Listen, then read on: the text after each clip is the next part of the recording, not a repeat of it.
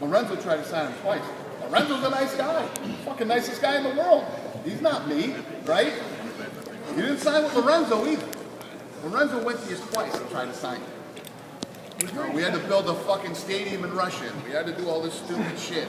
Stuff that no normal fucking human beings do. And now they lay in bed every night and regret not doing that deal.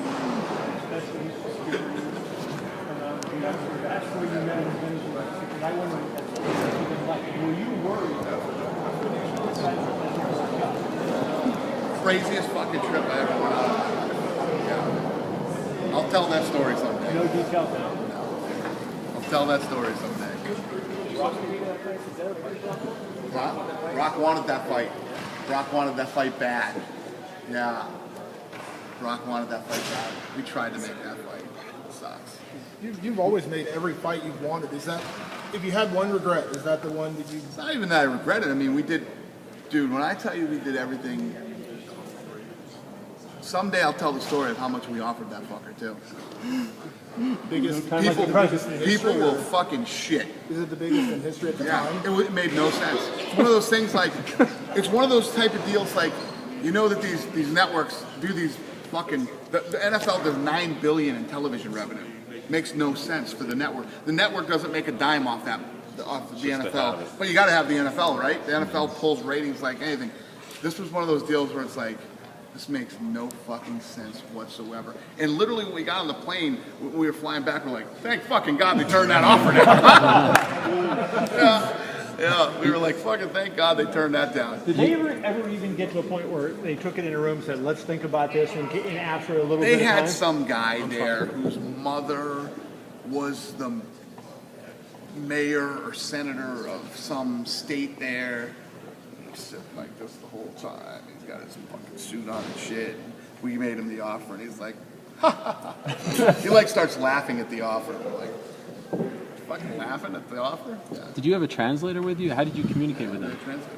We had a translator, they had a translator. And do you feel like he's bringing this up now because you guys are hinting at maybe going to Russia as this is way to try to get the deal back?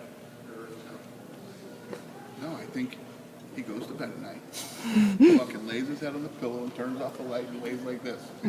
So that, for about fucking 7 hours going, holy shit. So maybe he wants it back. Maybe he wants to try to revisit it, and that's why this is coming out of nowhere. Is that possible? That's a positive spin. I'm sorry. You're having a bad day. So, maybe. Do you think we should make that fight now? I'm not saying you should. Call Brock up and fucking, you know, it was like, and I explained this to him. You can fucking ask Lorenzo this. I explained this to Fedor.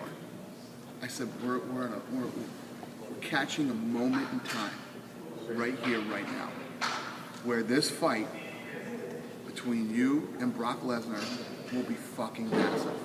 We were talking Dallas, Texas Stadium, this huge fight between these two big heavyweight guys. We're laying this massive fucking offer on the table.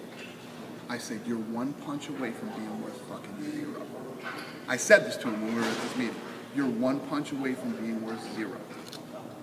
This is the fucking moment, the time. We all need to seize this moment and make this fucking happen. Fucking laughing and shit. Ain't laughing now. You know, and hold on a second. So he had this fucking, it's gone and it'll never come back. And I said, you're one punch away from being worth 0, and Dan Henderson fucking knocked him out. Today, both Kane and Jimmy both said that Fedor was the greatest heavyweight ever lived, and they both would have loved the opportunity to face him. So, it's not a possibility of it? You know, it's funny that the guys all say that. Who fucking knows? Just in their own opinion, they said that would be their dream fight. Yep. It's over, man. The guy's over. He's gone. He's done. When you said the guy was laughing with his arm on the chair, was Fedor himself laughing? I don't know if Fedor laughs. I don't think he laughs. You know? I don't know if he's ever laughed, but, you know? No, he wasn't laughing. But historically, he's been a platform for promotions, isn't he? Yeah, I think it's unfair to say that Fedor has bankrupted. I think the dummy is the one who's bankrupted, you know, a ton of shit. You can't blame Fedor for that, and I don't exactly know how the Fedor, you know, deal works. what his deal is with them and stuff, but yeah.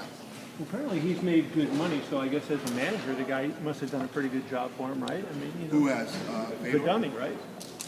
Dummy's made money? Well, no. Fedor's made a lot of money. If he's bankrupting promotions, he's making a lot of money because somebody's going out of business I paying don't him. know. I don't know. He didn't make the money he could have made. You know, there's guys who you know go out there and think they're smarter than they are and over negotiate and do things that you know.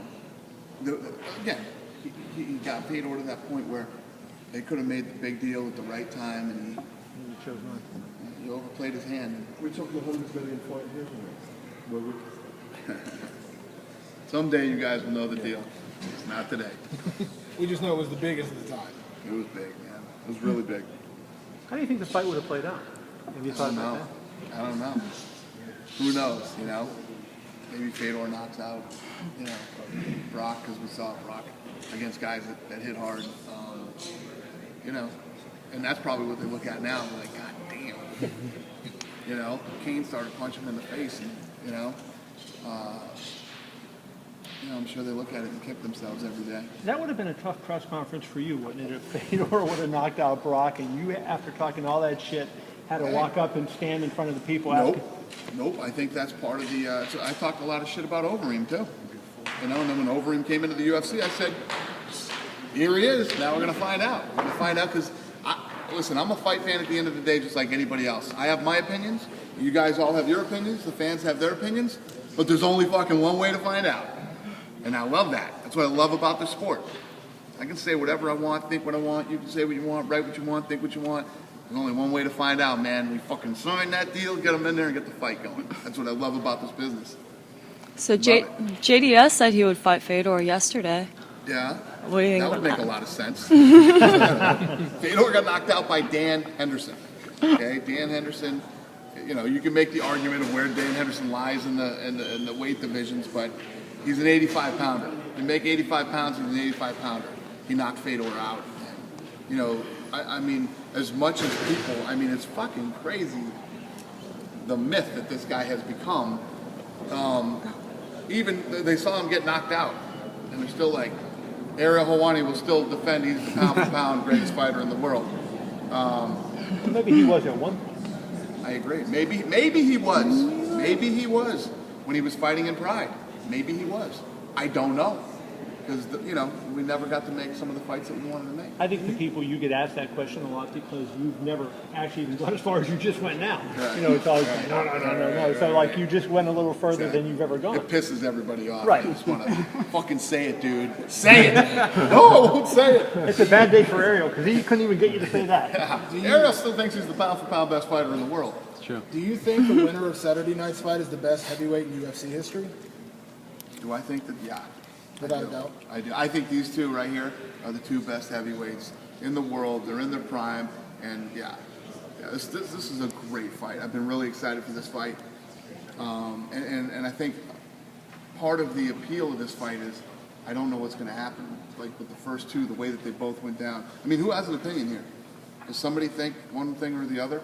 I mean, you're either a Kane or Junior fan maybe, and you think that Junior's going to knock him out this time. No, because then you have the argument, you know, Junior was going through a lot of personal problems in the last fight when he fought him, and it absolutely makes a difference.